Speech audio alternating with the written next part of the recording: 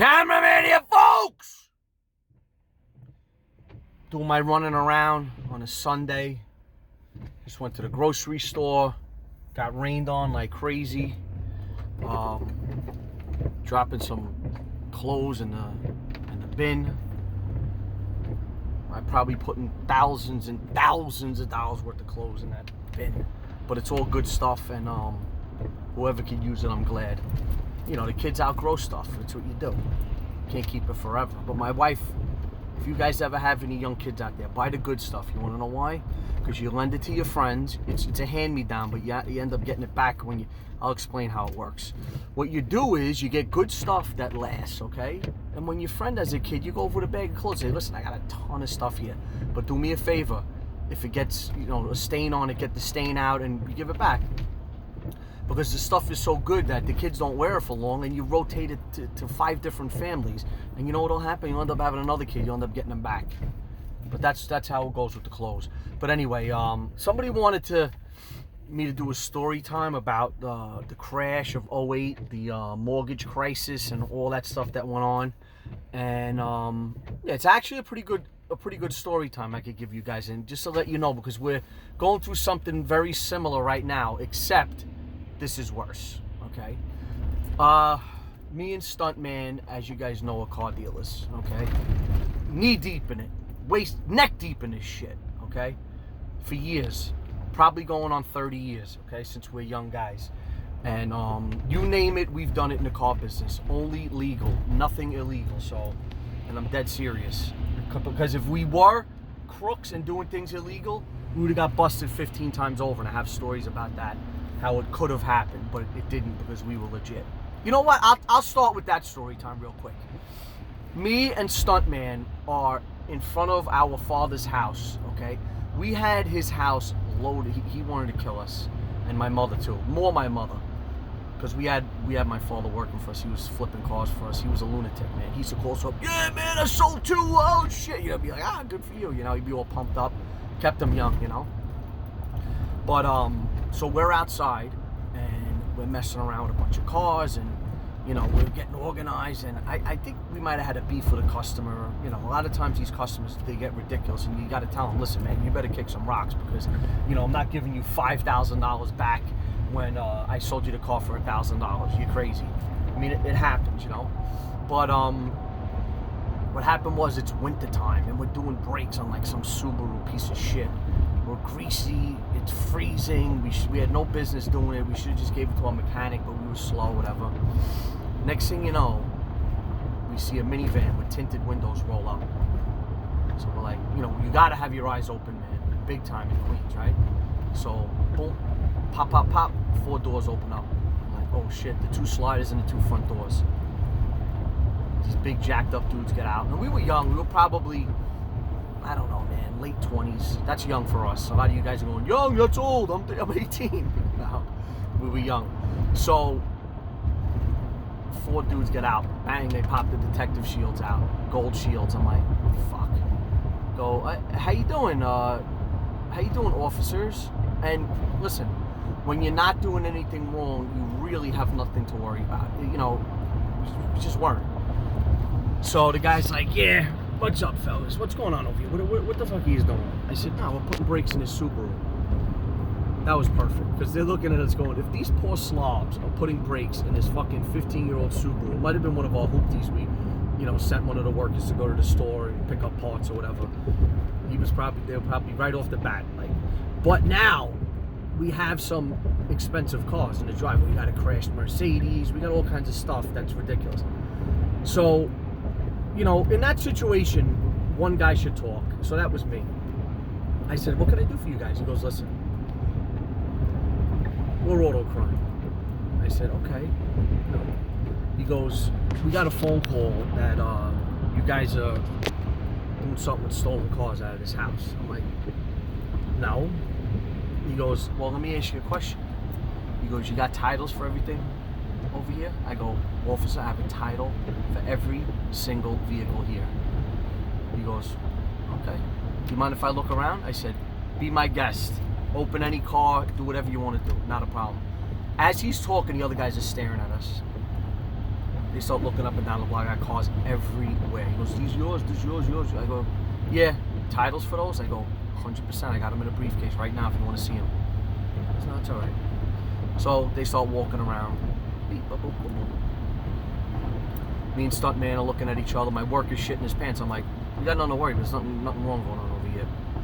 And guy looks around, opens a few hoods, opens a few doors, looks at a few door jams for VIN numbers, whatever. Everything was perfect. He goes, all right, guys, I don't think anything wrong's going on over here, but we got the phone call, like I said, and we had to come around. I said, officer, be safe. Anything else I could do for you? Feel free to ask. I go, no, we're good. They jump in the car and take off. Now, if we were skell, low-life thieves, we were busted. Adios. And I could tell you that that's happened to us over the years in various different ways, like whether it was on the street getting pulled over, or, you know, in a yard somewhere, or whatever it was. Every single time. Keep it moving, guys. Everything looks good here. All right, officer, thank you. Be safe. And that's it, because we're legit, 1,000%. That's just, I'm telling you, we would have been done and over with. And if anyone out there thinks they're going to be smarter than the cops and this, you're kidding yourself. And you know what? You and your lawyer could talk about it. You know what I mean? But anyway, back to 2008, the mortgage crisis. Me and Stuntman are rocking and rolling, flipping them like burgers, man, all day long. Okay, we had sellers, we had people coming by picking stuff up. We were just lunatics. And we had a new car dealership, okay, that took in trade-ins. They were doing 1,000 used cars but Highline used cars, 1-year-old, 2-year-old, 3-year-old. And we were getting all their trade-ins, okay? We were murderizing it, right? And that place went from 1,000 cars a month to about 25 to 30 cars a month. In other words, the spigot went like this: off, over, done, adios.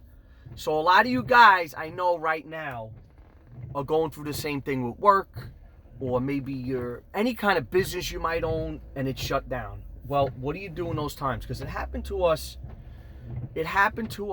if I had to say, in all the years, a super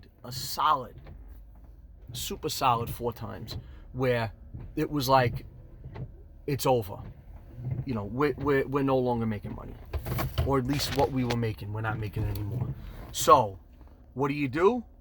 You regroup, you look at your inventory, you raise some cash, because cash flow is everything, and you rethink your strategy on how you're going to make money. A lot of you guys make fun of this.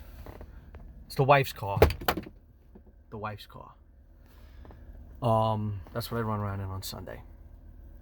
But yeah, that's what you have to do, man. You have to take inventory of everything you're doing. You have to stop the spending. If you have a wife, a girlfriend, yourself, you just have to say, I'm not spending money anymore. That's it, man. Done. It is what it is. This happened to us on 9/11. It happened to us before that when we just hit hard times in the car business.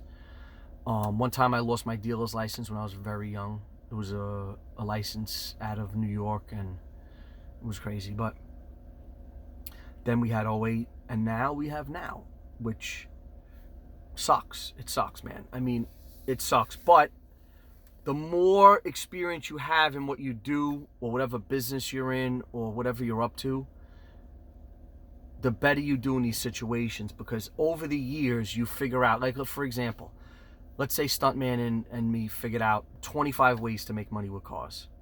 And we're using the top 3 ways, right? And those top 3 ways are gone, or at least the top 2, and then maybe there's one.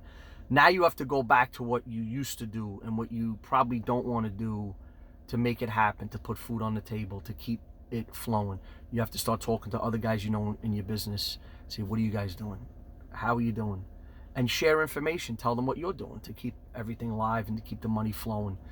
And it's all you can do is everything you can do to survive, you know? Think about what you really need to spend money on. There's 3 necessities in life, ladies and gentlemen. 3, okay? There's food, most important, shelter, second most important thing, and clothing. Now, you all probably have clothes. You don't need to go out and buy new clothes. You know, it's not a fashion show right now. Nobody's having weddings. No one's having funerals. You're home doing your thing, or you're out working as little as you can, and you're being safe, of course. Food, go to the grocery store. Buy in bulk. Buy cheap stuff, off name brand, whatever it is. Shelter, hopefully you're good in your house. Hopefully you're good with your apartment. And that's it. So that is what you need to survive. So if you're flipping out, going crazy, that's what you have to think about. The other thing is, what do I really need? You need your phone. You need your cell phone. You need electricity in your house. You need to pay the oil bill. You have to think about, what do I absolutely have to take care of, and what could I kind of put off so I could put food on the table? It's just, guys, it's as simple as that.